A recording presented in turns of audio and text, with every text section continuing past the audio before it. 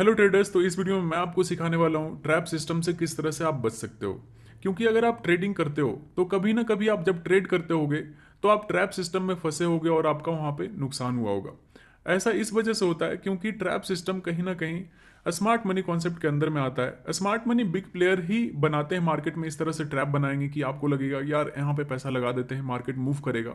लेकिन जैसे ही आप वहाँ पे एंटर करते हो आपका वहाँ पे एसएल हिट हो जाता है, या फिर आपको कहीं पे लगता है कि यार ये पहले सपोर्ट था अब इसका ब्रेकडाउन आया है, यहाँ पे एंटर कर जाते हैं। एंटर करते ही मार्केट रिवर्स होता है और आपका स्टॉप लॉस यहाँ पे खा जाता है। तो आप काफ़ी ज़्यादा परेशान फ्रस्ट्रेट हो जाते होगे कि यार ये ऐसा क्यों हो रहा है मेरे साथ, कि जहाँ पे अगर किस कहीं पे ब्रेकआउट आता है वहाँ पे एंटर करता हूँ तो हमारा एसल नीचे ब्रेकडाउन करके तुरंत में हमारा एसल खा जाता है।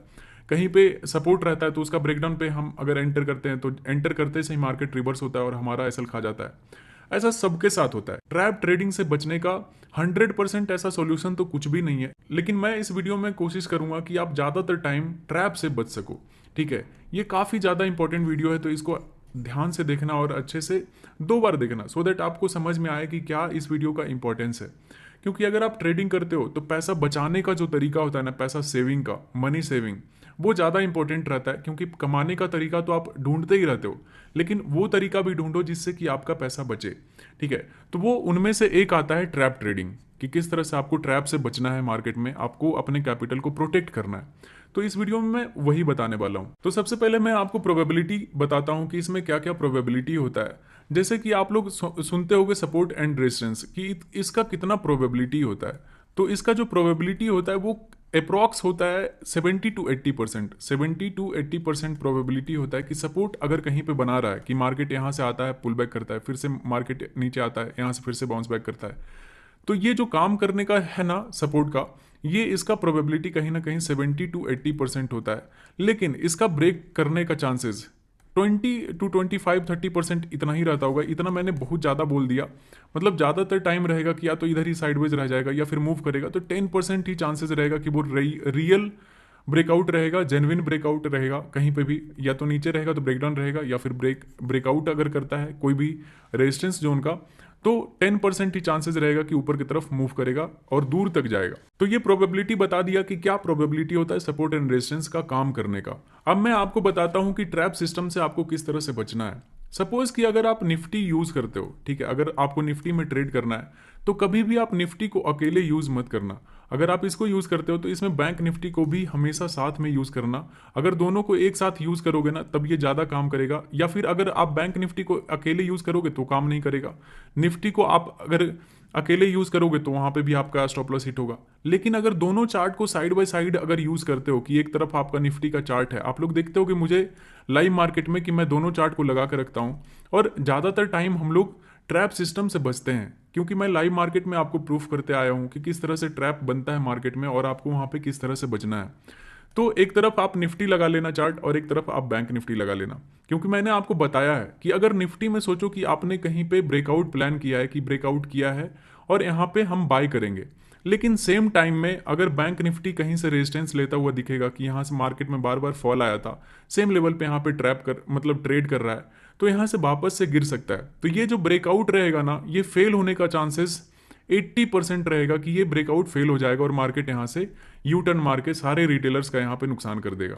तो इस वजह से आपको हमेशा दोनों इंडेक्स को साथ में यूज करना है, सो दैट आप ज्यादातर टाइम गलत ट्रेड से आप बचोगे। अब दूसरा एग्जांपल एक स्टॉक का बताता हूं कि अगर आप सपोज कि कोई भी फार्मा कंपनी में पैसा लगाना चाहते हो, तो आपको डायरेक्ट यहाँ पे अगर कोई भी एक्स फार्मा कंपनी में ब्रेकआउट दिखे ना तो वहाँ पे आप पैसा मत लगाना। अगर आपको यहाँ पे पैसा लगाना भी होगा तो सबसे पहले आप देखना निफ्टी फार्मा ब्रेकआउट कर रहा है क्या, कहीं पे कोई जोन पे निफ्टी फार्मा इंडेक्स आपको चेक करना है। ठीक है, अगर निफ्टी फार्मा इंडेक्स भी अगर कोई लेवल को ब्रेक कर रहा होगा तो आप यहाँ पे फार्मा सेक्टर में कोई स्टॉक में पैसा लगा सकते हो ब्रेकआउट पे, कि हाँ ठीक है ब्रेकआउट ये सस्टेन कर सकता है, पुल बैक आएगा, आप यहाँ पे छोटे से एसएल के साथ एंटर कर सकते हो। तो अगर निफ्टी फार्मा में भी ब्रेकआउट और फार्मा सेक्टर का कोई कंपनी उसमें भी ब्रेकआउट, तो ये सस्टेन हो जाता है। लेकिन अगर सोचो कि निफ्टी फार्मा जो इंडेक्स है अपना फार्मा सेक्टर का, वो ब्रेकआउट नहीं कर रहा है, ठीक है, वो अपने रेजिस्टेंस लेवल पे ही है, लेकिन ये अगर ब्रेकआउट कर देगा, ठीक है, कोई भी कंपनी, वो ब्रेकआउट सस्टेन नहीं होता है, उसका फेल होने का चांसेस 80% रहेगा कि आप वहां पे बाय करोगे और आप ट्रैप सिस्टम में फंस जाओगे और आपका एसएल वहां पे चला जाएगा। तो आपको लगता है यार ये तो काफ़ी चीटेड फील हो रहा है कि जहाँ पे हम एंटर करते हैं वहीं से मार्केट रिवर्स होकर हमारा स्टॉप लॉस खा जाता है। तो इस वीडियो में मैं आपको अभी चार्ट पे दिखाऊंगा ये रियल एग्जांपल कि किस तरह से ये चीज़ें सारी काम करती है। ठीक है, एक और तरीका है इससे बचने का, वो भी बता देता हूँ कि सपोज कि मार्केट इस तरह से ये हायर हाइज गया और यहाँ से ऐसे हायर हाइज गया और यहाँ पे ट्रेड कर रहा है। ठीक है, इस तरह से ट्रेड कर रहा है कि ये लेवल को ब्रेक नहीं कर पा रहा है मार्केट, कि यहाँ पे आपको लग रहा है कि यार ये तो यहाँ पे सपोर्ट सॉरी यहाँ पे आपका रेजिस्टेंस बन गया।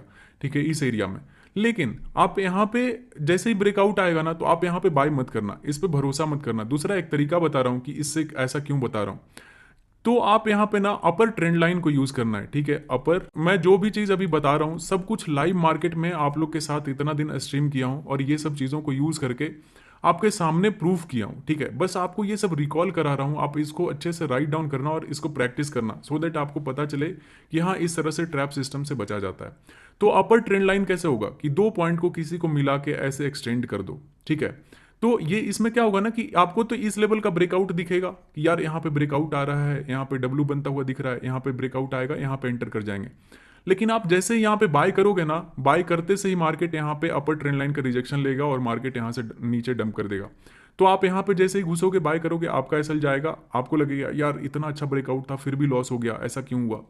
तो आप यहाँ भी परेशान रहते हो। तो दूसरा यही तरीका था बचने का कि आप यहाँ पे अपर ट्रेंड लाइन को यूज किया करो, या फिर सेम अप्लाई होता है लोअर ट्रेंड लाइन का। ठीक है, कि सपोज कि मार्केट यहाँ पे लोअर लोज में चल रहा है और कहीं पे सपोर्ट बना लिया। ठीक है, इस तरह से कहीं पे सपोर्ट बना लिया, लेकिन एक आप ऐसा ट्रेंड लाइन बना लेना कि अगर इसको ब्रेक करेगा ना तो यहाँ पे डायरेक्ट एंटर नहीं करेंगे, क्योंकि अगर आप यहाँ पे सेल करोगे ना मार्केट यहाँ से रिवर्स कर जाएगा लोअर ट्रेंड लाइन का सपोर्ट बना के और आपका यहाँ पे एसएल खा जाएगा, आप यहाँ पे परेशान हो जाओगे।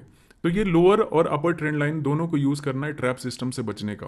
ठीक है, अभी मैं आपको चार्ट पे दिखाता हूं कि किस तरह से आपको डबल चार्ट यूज करके इस ट्रैप सिस्टम से आप बच सकते हो। ठीक है, तो चलो मैं अपने चार्ट पे लेके चलता हूँ निफ्टी और बैंक निफ्टी को, दोनों चार्ट को साइमल्टेनियस यूज करना एक साथ आजू बाजू में, सो दैट आपको अच्छे से समझ में आए कि हाँ इसको किस तरह से बैक टेस्ट किया जाता है।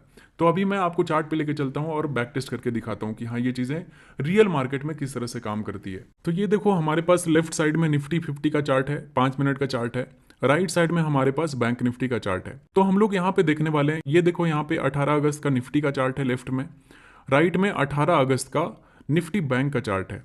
तो देखोगे इस लेवल से यहाँ से निफ्टी में फॉल आया था, यहाँ से पुल बैक किया, वापस से यहाँ से फॉल आया और यहाँ पे क्या हुआ, इस टाइम पे देखोगे 2 बज रहा है, 2 बजे यहाँ पे ब्रेकआउट आ गया। ठीक है, लेकिन एट द सेम टाइम आप अगर देखोगे बैंक निफ्टी को 2 बजे, ठीक है, ये 2 बजे का कैंडल आप देखो, 2:15 का कैंडल है, ये 2 बजे का ये कैंडल था और यहाँ पे 2:15 का कैंडल है। तो इसमें क्या हुआ कि ये अपने रेजिस्टेंस लेवल पे आ चुका है। ठीक है, यहाँ पे रेजिस्टेंस लेवल पे है, लेकिन इधर क्या है, ब्रेकआउट दिख रहा होगा आपको कि यार यहाँ पे अच्छा खासा ब्रेकआउट सस्टेन हो गया है। तो अगर आप यहाँ पे ब्रेकआउट देख के कहीं पे पुल बैक पे अगर आप बाय करते, देखते मार्केट किस तरह से यहाँ से डंप किया लोगों को। रिटेलर यहाँ पे क्या देखते हैं कि यार यहाँ पे बहुत अच्छा ब्रेकआउट दिख रहा है, यहाँ पे चलो बाय कर लेते हैं। उनका बाय करते से ही मार्केट देखो किस तरह से रिवर्स होता है, क्योंकि ये क्या है, अपने सेलर के जोन पे ट्रेड कर रहा है। तो सेलर का जो एरिया होता है ना वो काम करने का चांसेस 80% होता है, और जो ब्रेकआउट आया है ना इसका काम करने का जो चांसेस रहेगा वो 20% रहेगा। ठीक है, वो 20% रहता है। तो इस वजह से यहाँ पे ब्रेकआउट पे कभी भी ऐसे डायरेक्टली ब्लाइंडली बाय नहीं करना चाहिए जब आपका दूसरा इंडेक्स कहीं पे रेजिस्टेंस पे ट्रेड कर रहा होता है। चलो और भी आगे का एग्जांपल लेते हैं। सपोज कि यहाँ पे मैं दिखाता हूँ आपको कि 21 तारीख का, ये 21 अगस्त का निफ्टी का चार्ट देखो आप। ठीक है, और 21 अगस्त का आप बैंक निफ्टी का चार्ट देखो कि इसका क्लोजिंग कहाँ पे हुआ है। इसका क्लोजिंग देखो निफ्टी बैंक का अपने सपोर्ट लेवल पे बायर के जोन पे हुआ है। क्यों ऐसा बोल रहा हूँ, क्योंकि आप देखोगे यहाँ से मार्केट में यहाँ से बाइंग आया था, यहाँ से बाइंग आया था, वापस से यहाँ पे आया और ये अपने बायर के लेवल पे क्लोज हो गया मार्केट। लेकिन एट द सेम टाइम आप देखोगे निफ्टी 50 को, तो ये अपने ये बायर के जोन को ब्रेक डाउन करके इधर क्लोज किया है और अच्छा खासा रेड कैंडल में यहाँ पे क्लोजिंग दिया था। तो अगर यहाँ पे रिटेलर ये ब्रेकडाउन देख के अगर BTST करते पुट साइड में, तो देखोगे अगले ही दिन मार्केट कितना बड़ा गैप अप खुला, क्योंकि ये अपने सपोर्ट लेवल पे था। तो सपोर्ट ज़्यादा काम करता है, ना कि ये ब्रेकडाउन या फिर ब्रेकआउट। हर एक दिन आपको अब इसको अप्लाई कर सकते हो। मैं लगातार चार्ट दिखा रहा हूँ कि कैसे ये सिस्टम काम करता है।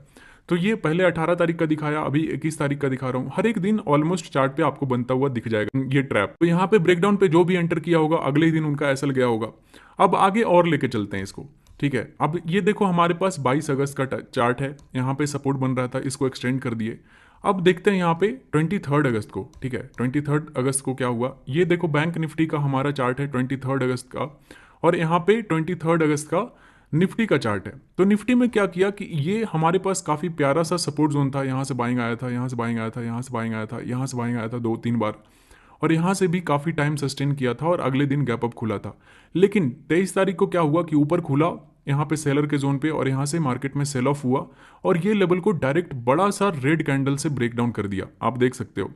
और एट द सेम टाइम देखोगे बैंक निफ्टी अपने सपोर्ट लेवल पे ट्रेड कर रहा है, जहाँ पे ये देखो बायर है, बायर है, बायर है, यहाँ पे ट्रेड कर रहा है सेम टाइम में। तो ये क्या हुआ कि इधर ज़्यादा लोग रिटेलर क्या करते हैं कि इतना बड़ा बिग बार कैंडल देखते हैं, प्लस जोन का ब्रेकडाउन देखते हैं, यहाँ पे वो सेल कर देते हैं। लेकिन इसमें वो नहीं देखते कि साइड में हमारा दूसरा इंडेक्स सपोर्ट पे बायर के कंट्रोल में है। तो यहाँ से देखो बाइंग शुरू हुआ, सारे लोग इधर रिटेलर घुसे और मार्केट उसके बाद देखो दिन भर ऊपर ट्रेड किया, कभी नीचे नहीं, इस जोन से नीचे कभी भी ट्रेड नहीं किया। तो यहाँ पे भी ट्रैप सिस्टम, हर एक दिन ट्रैप सिस्टम काम करता है। लेकिन अगर आप दोनों इंडेक्स को साथ में यूज करोगे तो आप हद तक इससे बच सकते हो, ठीक है, ये ट्रैप सिस्टम से काफ़ी हद तक बचा जा सकता है।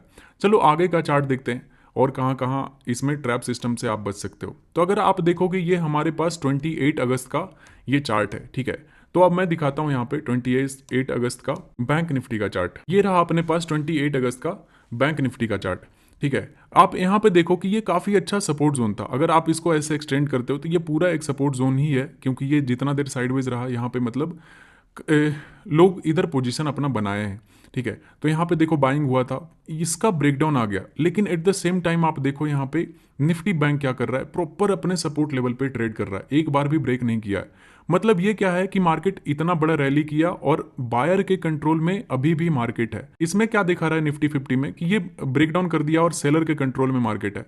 लेकिन जिसने भी यहाँ पे ब्रेकडाउन देख के, ये बड़ा सेलिंग देख के यहाँ पे बीटीएसटी पुट साइड में लिया होगा, अगला दिन देखो कितना बड़ा मार्केट में गैप अप खुला और उनका यहाँ पे एसएल गया होगा। तो इस वजह से आपको हमेशा दोनों इंडेक्स को साथ में यूज करना चाहिए। चलो इसको और आगे लेके चलते हैं, ठीक है। अब चलते हैं 29 अगस्त का देखते हैं। 29 अगस्त में देखो ये जो प्यारा सा सपोर्ट बना रहा था, यहाँ पे देखो इसमें ब्रेकडाउन आ गया, ठीक है। इस कैंडल में देखो 255 वाला कैंडल यहाँ पे नीचे ब्रेक किया, इस लेवल को, सपोर्ट लेवल को आप देख सकते हो, यहाँ ये काफ़ी अच्छा सपोर्ट लेवल था, इसको यहाँ पे ब्रेक किया। लेकिन एट द सेम टाइम यहाँ पे देखो निफ्टी 50 अपना सपोर्ट लेवल पे ट्रेड कर रहा था, यहाँ पे मल्टीपल टाइम, यहाँ देखो मार्केट टाइम स्पेंड करके ऊपर गया था, यहाँ से ऊपर गया था, ये फेक ब्रेकडाउन आके फिर से मार्केट यहाँ पे ट्रैप किया था, यहाँ से बाइंग, यहाँ से बाइंग, हर एक जगह यहाँ पे बाइंग हुआ था, और यहाँ पे तो डबल बॉटम बना के मार्केट ऊपर गया था, ठीक है। तो सेम टाइम में यहाँ पे देखो जैसे ही ब्रेकडाउन देख के बहुत सारे रिटेलर्स यहाँ पे सेल किए होंगे, ठीक है, बिग बार कैंडल बना था ये, प्लस सपोर्ट जोन का ब्रेकडाउन आया था। लेकिन वो ये नहीं देखे कि इस टाइम पे हमारा दूसरा जो इंडेक्स है वो अपने सपोर्ट लेवल पे ट्रेड कर रहा है, तो यहाँ पे ये ट्रैप होने का चांसेस काफी ज्यादा हाई हो सकता है। तो आप अगर दोनों इंडेक्स को साथ में यूज करते तो यहाँ पे कभी भी ट्रैप सिस्टम में नहीं फंसते। लेकिन जिसने भी अगर दोनों इंडेक्स को साथ में यूज किया होगा, यहाँ पे देखा होगा कि यार दूसरा इंडेक्स तो बायर के कंट्रोल में अपने सपोर्ट लेवल पे ट्रेड कर रहा है, तो यहाँ पे कभी भी पुट साइड में वो ट्रेड नहीं करता, ठीक है। तो यहाँ पे वो बच सकता है। अब चलो आगे और लेके चलते हैं इसको। अब देखो ये हमारा लास्ट डे का है, ये फ्राइडे का चार्ट है। यहाँ पे देखो निफ्टी बैंक में क्या हुआ था कि यहाँ पे मार्केट काफ़ी देर तक कंसोलिडेट किया, और ये हमारे पास बायर का एक जोन था कि क्योंकि यहाँ पे बहुत अच्छा से तेज़ी से बाइंग आया था, यहाँ से भी बाइंग आया था। तो दोबारा जब यहाँ से फॉल किया ना, थर्ड टाइम यहाँ पे जब यहाँ से फॉल आया तो ये सपोर्ट लेवल को डायरेक्ट ब्रेक कर दिया। लेकिन सेम टाइम में दिखाता हूँ मैं आपको कि अपना निफ्टी का चार्ट क्या कर रहा है। ये 10 बजे का देखो आप, ये कैंडल जो बड़ा वाला रेड कैंडल दिख रहा है, जो ब्रेकडाउन कैंडल दिख रहा है, ये 10 बजे का कैंडल है। तो 10 बजे हमारा जो निफ्टी था, देखो ये 10 बजे का कैंडल है ये वाला, ये क्या कर रहा है कि अपने सपोर्ट लेवल पे ट्रेड कर रहा है। मैंने लाइव मार्केट में भी यहाँ लोगों को बचाया है। तो यहाँ पे क्या हुआ था कि ये जैसे ऊपर गया, इंपल्सिव मूव, यहाँ पे पुल बैक आया, तो ये एक बायर का जोन है। यहाँ पे दो कैंडल 10-15 मिनट सपोर्ट लिया और ये थर्ड कैंडल यहाँ से बाइंग में कन्वर्ट हो गया था। तो ये हमारे पास एक बायर का जोन था। तो मार्केट यहाँ से फॉल तो किया, जब यहाँ पे फॉल हो रहा था अपना निफ्टी 50, तो ये भी फॉल किया, लेकिन ये अपने सपोर्ट पे था। लेकिन बैंक निफ्टी में क्या किया कि ये अपने सपोर्ट को ब्रेक कर दिया था। तो ये क्या हुआ कि जब इसमें बाइंग हुआ ना, तो ये भी नीचे रिटेलर को ट्रैप किया। यहाँ पे लोग अपना पोजीशन बनाए होंगे सेलिंग का, उनका पोजीशन बनते ही मार्केट यहाँ से यू टर्न ले लिया, और मार्केट फिर देखो पूरा दिन ट्रेंड किया ऊपर की तरफ और कभी नीचे नहीं गिरा, ठीक है। और सारे रिटेलर को यहाँ पे ट्रैप करके उनका एसएल खा गया। तो इससे भी बचने का सेम तरीका था कि आप यहाँ पे अगर दोनों इंडेक्स को साथ में यूज़ करते कि हाँ यार यहाँ पे सपोर्ट बन रहा है और यहाँ पे ब्रेकडाउन आ रहा है, तो ये सस्टेन नहीं करेगा नीचे की तरफ, मार्केट रिवर्स हो जाएगा। ये मैंने लाइव मार्केट में ये सब बताया है। आप फ्राइडे का स्ट्रीम अगर देखोगे तो इसमें मैंने सेम जगह पे बताया है कि ये हमारे पास रिसेंट बायर का है, जब इसको ब्रेक करेगा तभी हम लोग यहाँ पे सेलिंग में घुसेंगे दोनों में से किसी भी इंडेक्स में। अदरवाइज अगर यहाँ पे सपोर्ट ले लेता है तो हम लोग सेलिंग अवॉइड करेंगे। और उसके बाद इधर से हमने बाइंग स्टार्ट कर दिया था, इधर कहीं से भी फ्राइडे का स्ट्रीम में, और हमने सेलिंग को अवॉइड कर दिया था क्योंकि यहाँ पे सेलर का ट्रैप बनाया और पूरा दिन मार्केट ट्रेंड किया था ऊपर की तरफ। तो ये था सिंपल सा तरीका ट्रैप सिस्टम से बचने का, और ये काफ़ी अच्छा इफेक्टिव तरीका है। आप 100% तो इससे नहीं बच सकते क्योंकि इससे बचना नामुमकिन है, क्योंकि बड़े लोग का स्मार्ट मनी जो होता है उनका पैसा काफ़ी ज़्यादा स्मार्ट होता है। वो जहाँ पे पैसा लगाते हैं वो कोशिश करते हैं कि रिटेलर को ट्रैप करें ताकि रिटेलर का नुकसान हो तो उनका पैसा प्रॉफिट बनेगा। ठीक है, तो ये काफ़ी अच्छा वीडियो है, तो ध्यान से देखना, दोबारा हो सके तो देखना, क्योंकि ये काफ़ी इंपॉर्टेंट टॉपिक है। इन सब चीज़ों को अगर आप रियल मार्केट में अप्लाई करते हो तो आपका कहीं ना कहीं लॉसेस बचेगा। आप छोटे छोटे लॉसेस करोगे या फिर गलत ट्रेड में एंटर करने से बचोगे। ये वीडियो को यहीं पे एंड करते हैं, अब मिलते हैं नेक्स्ट वीडियो में।